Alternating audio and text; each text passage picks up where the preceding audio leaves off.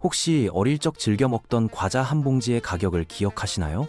아니면 불과 10년 전만 해도 10,000원 한 장이면 장바구니를 묵직하게 채울 수 있었던 그 시절의 물가를 떠올려 보신 적이 있으신가요? 지금은 10,000원 한 장으로는 장바구니를 반도 채울 수 없습니다. 이 현상의 배후에는 판매자의 탐욕이나 단순한 가격 인상보다 훨씬 더 거대하고 복잡한 경제적 힘이 작용하고 있는데, 우리는 그것을 인플레이션이라고 부르며, 이 단어는 뉴스에서 끊임없이 들려오지만 정작 그 실체가 무엇인지 명확히 아는 사람은 드뭅니다. 지금부터 여러분과 함께 이 보이지 않는 경제의 유령이 어떻게 탄생하고 우리 삶을 어떻게 조종하며 우리는 이에 맞서 무엇을 준비해야 하는지에 대한 거대한 여정을 시작해보려 합니다. 인플레이션이라는 현상을 가장 쉽게 설명하자면, 시간이 흐름에 따라 물건의 가격표에 적힌 숫자가 커지는 현상이라고 말할 수 있지만, 더 본질적으로 파고들면 화폐가 가진 구매력이 증발해버리는 과정이라고 정의하는 것이 훨씬 정확할 것입니다. 마치 얼음이 녹아내리듯 돈의 가치가 서서히 사라지기 때문에 우리는 과거와 똑같은 10,000원짜리 지폐를 들고 슈퍼마켓에 가도 예전만큼 풍족하게 물건을 담을 수 없게 되는 씁쓸한 경험을 하게 되는 것이죠. 이것이 바로 돈의 가치가 하락하고 물건의 가격이 상대적으로 솟구치는 인플레이션의 전형적인 모습입니다. 그렇다면 도대체 왜 이런 현상이 멈추지 않고 발생하는 것인지, 그 근본적인 원인을 파헤쳐 보기 위해 우리는 경제학의 교과서가 아닌 현실 세계의 생생한 사례들을 통해 그 비밀을 하나씩 벗겨내 보도록 하겠습니다. 인플레이션이 발생하는 첫 번째 원인은 사람들이 무언가를 간절히 원하지만 그것을 충족시켜줄 물건이 턱없이 부족할 때 발생하는 수요 견인 현상인데, 이를 이해하기 위해 옥수수 대신 최신형 한정판 스마트폰을 예로 들어보겠습니다. 전 세계적으로 1,000명의 사람들이 이 혁신적인 스마트폰을 손에 넣고 싶어하여 줄을 서고 있지만, 공장에 예기치 못한 화재나 부품 부족으로 인해 단 50대만 생산되었다고 가정해 본다면 상황은 아주 흥미롭게 돌아갈 것입니다. 스마트폰을 원하는 사람들의 열망과 구매력은 그대로인데, 시장에 풀린 물건이 희소해지는 순간 사람들은 웃돈을 얹어서라도 그것을 쟁취하려 할 것이고, 결국 원래 100만 원이었던 가격은 150만 원, 200만 원으로 치솟게 되며, 이것이 바로 너무 많은 돈이 너무 적은 재화를 쫓을 때 발생하는 가격 상승의 원리입니다. 단순히 기업이 욕심을 부려서 가격을 올리는 것이 아니라 희소성이라는 가치가 가격을 밀어올리는 강력한 동력으로 작용하게 되는 셈이며, 우리는 일상에서 명품 가방이나 인기 콘서트 티켓팅 전쟁을 통해 이러한 현상을 수도 없이 목격하고 있습니다. 두 번째 원인은 물건을 만드는 데 들어가는 비용 자체가 비싸져서 어쩔 수 없이 가격이 오르는 비용 인상 인플레이션인데, 이번에는 팝콘 대신 우리가 매일 사용하는 자동차를 예로 들어 설명해 드리겠습니다. 자동차 제조사가 차 한 대를 3,000만 원에 판매하고 있는데, 어느 날 국제 정세 불안으로 인해 차체에 들어가는 강철과 타이어의 원료인 고무 가격이 30% 이상 폭등했다고 상상해 보십시오. 자동차 회사는 차 한 대를 팔아서 300만 원의 마진을 남기고 있었는데, 원자재 가격 상승으로 인해 생산 비용만 2,900만 원이 들어간다면 기존 가격을 유지했을 때 남는 돈은 고작 100만 원에 불과하여 회사의 존립 자체가 위태로워질 수밖에 없는 상황에 직면하게 됩니다. 결국 제조사는 손해를 보지 않기 위해, 그리고 직원들의 월급을 주기 위해 자동차 가격을 3,500만 원으로 인상할 수밖에 없게 되며, 이는 소비자의 수요와는 무관하게 공급 측면의 애로사항이 가격표를 바꾸는 결정적인 요인이 되는 것입니다. 세 번째 원인은 꼬리에 꼬리를 무는 악순환과도 같은 임금발 인플레이션인데, 이는 근로자들의 생활비 상승이 임금 인상 요구로 이어지고, 이것이 다시 물가를 자극하는 현상입니다. 가령 택배 기사님들이 한 달에 250만 원을 벌어 생활하는데, 기름값과 식비가 폭등하여 생활비만 280만 원이 들어가는 상황이 닥친다면 그들은 당연히 생존을 위해 배송비 인상을 요구할 수밖에 없을 것입니다. 택배 회사가 이를 받아들여 배송비를 올려주면 기사님들의 숨통은 트이겠지만, 회사는 늘어난 인건비를 충당하기 위해 택배 이용 요금을 인상하게 되고, 이는 결국 인터넷 쇼핑몰의 상품 가격 상승으로 이어져 다시금 전반적인 물가를 끌어올리는 결과를 낳게 됩니다. 노동자가 살기 위해 임금을 올리면 기업은 이윤을 지키기 위해 가격을 올리고, 가격이 오르면 노동자는 또다시 임금을 올려달라고 외치는 이 끊임없는 도돌이표가 바로 인플레이션이 한번 시작되면 쉽게 멈추지 않는 이유이기도 합니다.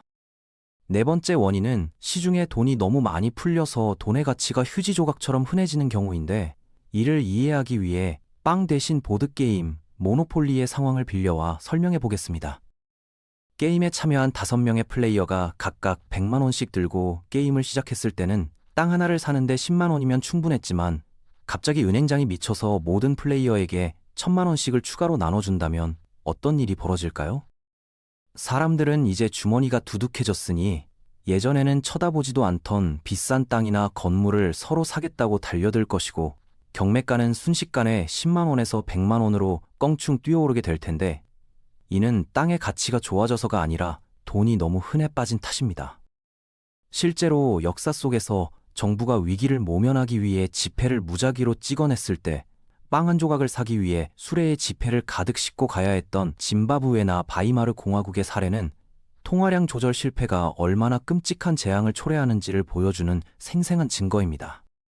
그렇다면 우리는 이 인플레이션이라는 괴물이 얼마나 커졌는지, 지금 우리 경제가 얼마나 뜨거워졌는지를 어떻게 가늠할 수 있을지 궁금하실 텐데, 정부는 이를 측정하기 위해 소비자 물가지수 CPI라는 도구를 사용합니다.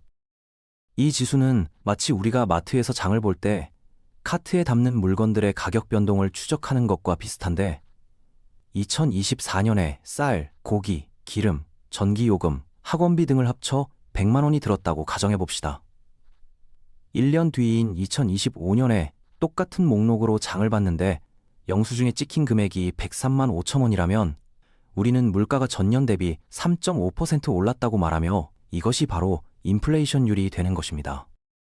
문제는 이 CPI라는 숫자가 우리의 체감 물가를 완벽하게 반영하지 못한다는 점인데, TV나 스마트폰 같은 전자제품 가격은 기술 발전으로 인해 오르지 않거나 오히려 떨어질 수도 있어 전체 평균을 깎아먹기 때문입니다. 하지만 정작 우리가 매일 먹고 써야 하는 밥상 물가나 난방비는 10%, 20%씩 폭등하고 있어. 뉴스에서 발표하는 물가 상승률은 3%라는데 내 지갑 사정은 왜 이렇게 팍팍한지 괴리감을 느끼는 이유가 바로 여기에 있습니다.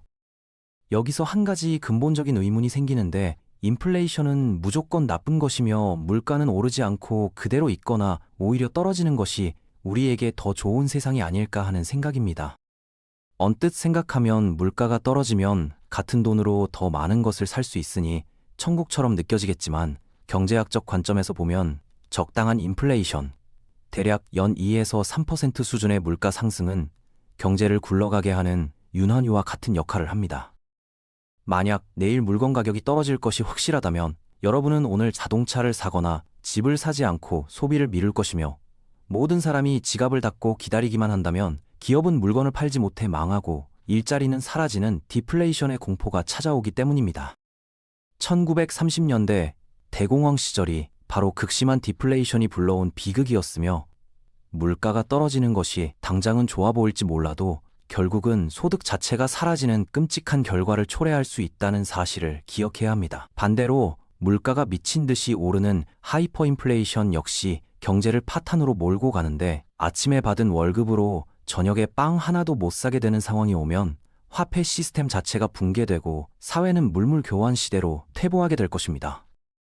따라서 국가의 중앙은행과 정부는 인플레이션을 적정 수준으로 묶어두기 위해 마치 줄타기를 하듯 아슬아슬한 정책 대결을 펼치게 되는데, 중앙은행이 가진 가장 강력한 무기는 바로 금리라는 브레이크와 엑셀러레이터입니다. 경기가 과열되어 물가가 치솟으면 중앙은행은 금리를 인상하여 시중에 돈줄을 죄는데, 이자가 비싸지면 사람들은 대출을 받아 집을 사거나 사업을 확장하기보다는 빚을 갚거나 저축을 하려 할 것이고, 자연스럽게 시중에 돈이 말라가면서 물가는 안정을 찾게 됩니다. 반대로 경기가 너무 차갑게 식어버리면 금리를 낮추어 사람들이 은행 돈을 쉽게 빌려 쓰도록 유도하고, 이를 통해 소비와 투자를 활성화시켜 경제에 온기를 불어넣는 전략을 구사하기도 합니다. 또한 중앙은행은 공개시장 운영이라는 다소 어려운 이름의 작전을 통해 은행들이 가지고 있는 국채를 사들이거나 팔면서 시중에 돌아다니는 현금의 양을 직접적으로 조절하기도 하는데, 이는 댐의 수문을 열고 닫아 감의 수위를 조절하는 것과 매우 흡사한 원리입니다. 정부 역시 팔짱만 끼고 있는 것이 아니라 재정정책이라는 카드를 꺼내들어 인플레이션과의 전쟁에 참전하는데 세금을 조절하거나 정부가 직접 돈을 쓰는 방식을 통해 경기를 조절합니다. 만약 사람들이 돈을 너무 많이 써서 물가가 오르면 정부는 세금을 더 걷어 사람들의 가처분 소득을 줄임으로써 강제로 지갑을 닫게 만들 수도 있고, 반대로 경기가 안 좋으면 세금을 깎아주거나 대규모 건설 프로젝트를 발주하여 돈을 풀기도 합니다. 예를 들어 정부가 거대한 다리를 놓거나 공항을 짓겠다고 발표하면 수많은 건설사와 근로자들에게 돈이 흘러들어가고, 그 돈은 다시 식당과 마트로 흘러들어가 경제 전체를 돌게 만드는 마중물 역할을 하게 되는 것입니다. 하지만 정부의 지출이 너무 과도하면 오히려 이것이 인플레이션의 불쏘시개가 될 수도 있으므로 재정정책은 마치 양날의 검처럼 매우 신중하게 다루어져야 하는 위험한 도구이기도 합니다.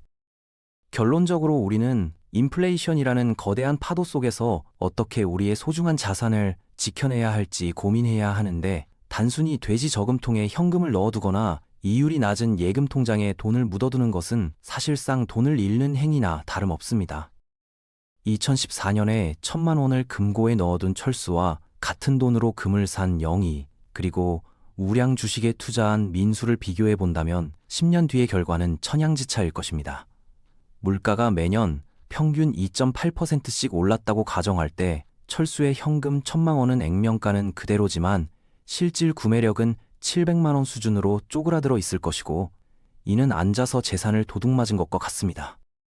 반면 금이나 부동산 같은 실물 자산에 투자한 영희는 물가 상승분만큼 혹은 그 이상의 가치 상승을 통해 자산의 구매력을 보존하거나 불렸을 가능성이 높으며, 위험을 감수하고 기업의 성장에 베팅한 민수는 연평균 7에서 8%의 수익을 올리며 인플레이션을 훨씬 상회하는 부를 축적했을지도 모릅니다.